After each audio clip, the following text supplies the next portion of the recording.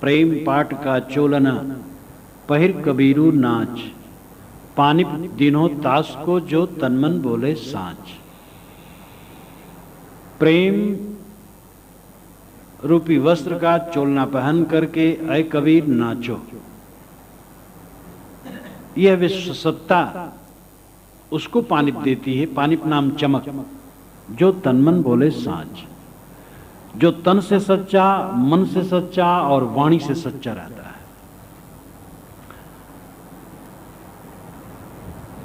प्रेम पाट का चोलना पहिर कबीरू नाच, प्रेम रूपी कपड़े का चोलना पहन करके नाचो।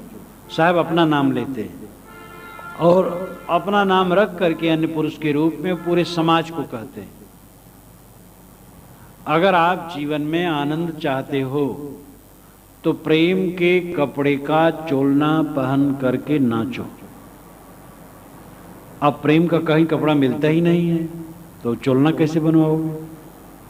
और नाचने वाचने से साहब विरोधी, उन्होंने कहा देह हलाए भक्ति नहीं हुई। ये जो नाचते कूदते कोई भक्ति उक्ति नहीं, वो तो उनका भक्ति और सब चीज अंतर्मुख है। यहां लाक्षणिक अर्थ है। शब्द की तीन शक्तियां होती, अविधा, लक्षणा, व्यंजना। अविधा शक्ति है, लक्षणा शक्ति है, व्यंजना शक्ति है। अविधा यानी शाब्दिक, शब्द का सीधा सीधा अर्थ। जहां शब्द का सीधा सीधा अर्थ नहीं होता वहां लक्षण से होता है, और यहां पर लक्षणा है। जहां लक्षणा भी नहीं लगती वहां व्यंजना है। यहां लक्षणा अर्थ है। प्रेम पाट का चोलना पहिर कबीरू नाच, प्रेम रूपी कपड़ा का चोलना मतलब है कि प्रेम का जीवन बिताओ। नाचने का मतलब है जीवन की क्रियाएं करो, सारा काम प्रेम पूर्वक करो। माताएं रोटी पकाएं प्रेम से, रोटी परोसे प्रेम से। रोटी परोसे तो समझे भगवान भगवती को हम रोटी परोस रहे हैं। जो नहीं बोलते नहीं डोलते उनको भगवान भगवती मान लेते, और जो बोलते डोलते उनको भगवान भगवती मान ही नहीं पाते। एक कैसा हमारे दिमाग को लकवा मार गया। आपका घर देव मंदिर है, और आपके घर में जितनी नारियां हैं देवियां, जितने पुरुष हैं देवता हैं। पशु पक्षी भी पाले हों वो भी देव रूप है। उतना ही पशु पालो जिनको ठीक से खिला पिला सको। ये तो शहर है, यहां पशु पालने वाले कम ही लोग हैं, लेकिन कोई पशु पाले तो ठीक से खिलावे पिलावे। तो भोजन परोसो, और ये समझो देवी देवता को भोजन परोस रहे हैं। कोई दुकानदार है, दुकान पर बैठे ग्राहक जितने आए समझे देवी देवता आए हैं हमारी दुकान पर, और उनको ठगोगे कैसे? देवी देवता मानोगे? इसीलिए देवी देवता मानने की जरूरत नहीं है, ठगना है। हम ऐसे देवी देवता मानते हैं जहां पर अपने तरफ से पूजा कर लो, चाहे जग चढ़ाओ चाहे उठाओ, वो बेचारा कुछ बोल ही नहीं सकता। सब चढ़ा दो, लौटा के खा लो। ऐसी देवी देवता हम पूछते हैं, और जहां पर वही खा ले बड़ा मुश्किल है। अब दुकान पर बैठे तो ग्राहक आए सौदा के लिए, उनको हम देवी देवता माने तो डांडी पसंगा कहां मारे, बेईमानी कहां करें? तो वहां हम देवी देवता नहीं मान पाते। लेकिन असली देवी देवता हैं जो आपकी दुकान पर आ रहे हैं। आप दफ्तर में काम करते हैं, जितने ग्राहक काम के लिए आते हैं वे देवी देवता हैं। लेकिन इस जनतंत्र में दफ्तर की दुर्दशा हो गई। इसीलिए अब सोच हो रही है कि राष्ट्रीयकरण हटाया जाए और धीरे धीरे ये सेठों को दिया जाए और सेठ लोग चलाएं। हमारे सरकार के सारे विभाग तो घाटे में चलते हैं। ट्रेन घाटे में, बस घाटे में, बैंक घाटे में, सब जगह घाटा। एक आदमी एक बस खरीदता है और 2 वर्षों में बैंक का सारा कर्जा अदा करके एक नई बस ले लेता है, और सरकार की बस घाटे घाटे में। पंचायती राज कहते हैं पंचायत की सुई भंडे में चलती है।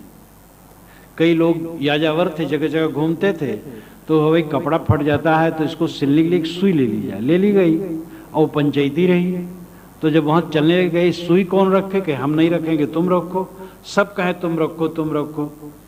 तो एक बांस लाया, एक बांस में बीच में सुई लटका दिया, कहा देखो सब इस बांस को कंधे पर रखो और सबकी सुई है साथ में चलेगी, सबके कंधे पर चलेगी। तो कहते हैं कि साझे की सुई भंडे पर चलती, यानी बांस पर चलती।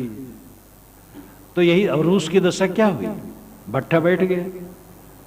चिंतन तो बढ़िया है, लेकिन आदमी तो ऐसा स्वार्थी है कि वो चल नहीं पाता है। तो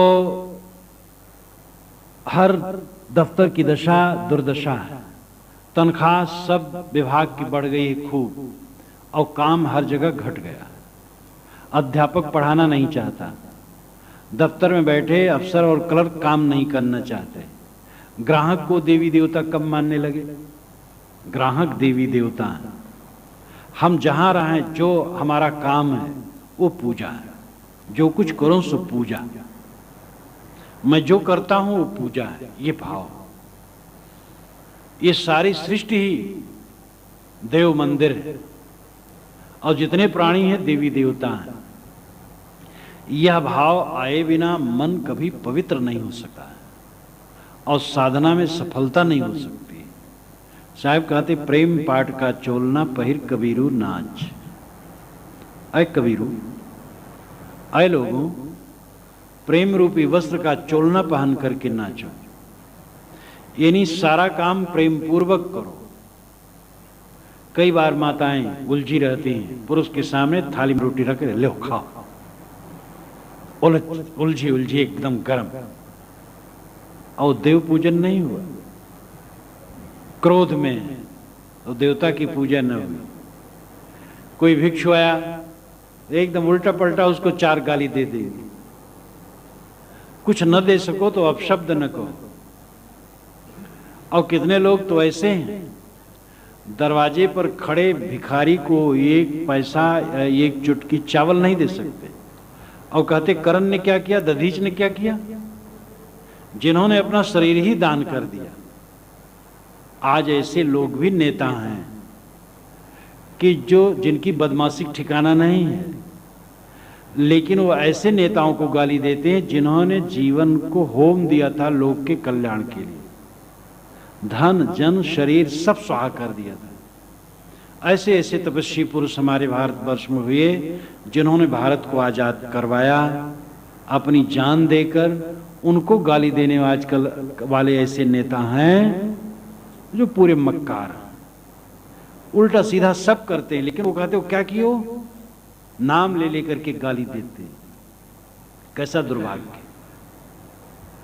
प्रेम पाठ का चोलना पहिर कबीरू नाच। हमारा जीवन प्रेममय होना चाहिए। सुबह नींद खुले और जितने घर के सदस्य देवी देवता के रूप में उनको हम देखें, पड़ोस को देखें तो देवी देवता हैं। दफ्तर में जाएं, दुकान पर जाएं, कार्य क्षेत्र में जाएं, सड़क में जाएं, जहां तक हमारी नजर जाए सबको समझे देवी देवता हैं। देखो मन कितना बढ़िया हो। एक दिन अभ्यास करके देखिए, कल से शुरू कीजिए, देखिए कितना मन मक्खन हो जाएगा। मध्वातारिताय ते मधुचरंत सिंधवः माध्वीर्न संतोषधि, ये ऋग्वेद का एक गायत्री मंत्र है। मध्वातारिताय ते, जो ऋत के पथ पर चलता है, नियमों के पथ पर चलता है, उसके लिए हवाएं मध ढोती हैं, नदियां मध बहाती हैं, वनस्पतियां मध वर्षाती हैं। कायदे से हम चलें, देखो हमारा जीवन कितना मक्खन बन जाए, पवित्र बन जाए। 1000 पूजा है आत्मशोधन, अपने को शोधो निरंतर। कलाकार अनगढ़ पत्थर को शोधता है छीनी हथौड़ी से, शोधते शोधते एकदम चिकन बना देता है, चिकनी मूर्ति। बढ़ई अनगढ़ लकड़ी को शोधता है और शोध करके कितनी सुंदर वस्तु बना देता है। हम ऐसे अभागे हैं कि अपने जिंदगी को शोध नहीं पाते। ये माताएं चावल ले गई, शोधेंगी, एकदम कंकड़ पत्थर निकाल के बढ़िया बना देंगी, दाल बढ़िया बना देंगी, सब काम बढ़िया सब कर लेते हैं, केवल अपने को शोधते नहीं, अपने को सुधारते नहीं हैं। बस भजन के नाम पर कुछ टंड घंट कर लिए, काम पूरा हो गया। इसीलिए चिंता वैसे है, शोक वैसे है, मोह वैसे है, मनोविकार वैसे हैं, मलिनता वैसे है, भय वैसे है, कोई लाभ नहीं, कोई प्रगति नहीं। इसलिए कबीर साहब कहते हैं कि हमारा पूरा जीवन प्रेममय होना चाहिए। निचली पंक्ति में वो कहते, पानिप दीनो तास को जो तनमन बोले साँझ। पानिप का अर्थ होता है चमक। यह विश्व सत्ता उसको चमक देती है जो तन मन वचन से सच्चा होता है। सच्चा ज्ञान, सच्ची भावना, सच्ची क्रिया, सच्चा आचरण, ये चतुर्विध सच्चाई हमारे जीवन को उच्च बना देती है। हमारा ज्ञान सच्चा हो। सच्चा ज्ञान तभी होगा जब मन निष्पक्ष होगा। हम चाहे जितना पढ़े हो, लेकिन कहीं पक्षपाती है तो सच्चा ज्ञान नहीं होगा। कानून का ज्ञान बहुत जल्दी हो जाता है, पढ़ लेते हैं लोग, वकील और जज हो जाते हैं। इंजन का ज्ञान हो जाता है, इंजीनियर और पदार्थ विज्ञान, रसायन विज्ञान, वनस्पति विज्ञान, जीव विज्ञान, सबका ज्ञान हो जाता है। अध्ययन करने से सब हो जाता है। लेकिन वस्तुबोध, सच्चा निर्णय तब ग्रहण होता है जब आदमी निष्पक्ष हो, शास्त्र का पक्ष न हो, परंपरा का पक्ष न हो, गुरु का भी पक्ष न हो, देह का पक्ष न हो। रेने देकार्त ने भी जहां अपना ज्ञान का विषय रखा है काफी प्रकाश डाला है। उन्होंने कहा देह का पक्ष भी हमें बोध नहीं होने देता है। निष्पक्ष हुए बिना कोई सच्चा ज्ञानी हो ही नहीं सकता, वस्तु विवेक हो ही नहीं सकता है। बुद्धि तो सबके पास है, दूसरे की काल्पनिक बातों का हम खंडन कर देते हैं, लेकिन अपनी परंपरा में मानी गई काल्पनिक बातों को छाती पीटे लगाए रखते हैं। इसलिए पूर्ण निष्पक्ष हुए बिना सच्चा ज्ञान नहीं हो सकता है। तो सच्चा ज्ञान और सच्चा आचरण, सच्चा आचरण वही कहलाता है जो बिल्कुल सरल है, सब जानते हैं। वो तो आदत बस हम गलत करते हैं। और सच्ची भावना हो और सच्ची वाणी हो, सच बोले।